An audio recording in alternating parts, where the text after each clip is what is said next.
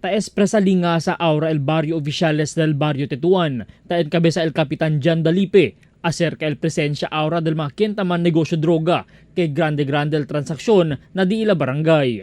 Kumuko siya perikuhi el Police Station 7 Alina Ortega Drive na di ila barrio, donde poco mas o menos 2 milyon el valor del shabu elya pwede sa kanaun suspechaw na operasyon anoche del PNP. Alarming este mga balita pero I like to congratulate con el Police Station 7 for pwede sila mang-connect el matrix pwede kita hablo del droga. So mo yakuyan Tetuan, Cabartugbungan, San Roque, then Tetuan otra vez. Asigun pa kuneli, ya pwede man aresta kun el source de droga na dila baryo, pero sila hindi taman konfiansa. Siendo yaman monitor ya sila este mga nuevo modus ketaman renta o tao sa mga motel para este transaksyon. Si Cheno ustedes tamira mga suspechaw, abisa diretso na de ustedes mga kanamo nun, mga barangay officials para pwede kita mas pronto no importante al doses information para pwede takwi ko na sa mga illegal drugs activities.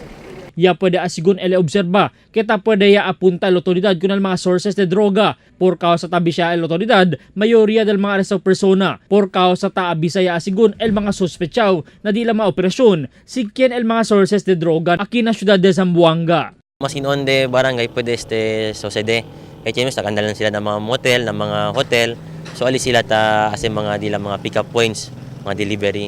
Esperanza o ela sa llamada unjunta otra vez el oficiales del Tetuan con el di ila security forces como el Tanod EBIN para asa mas ma-force al sakada del mga informasyon kontra con estos mga persona. Albert Luna, Dateline Zamboanga.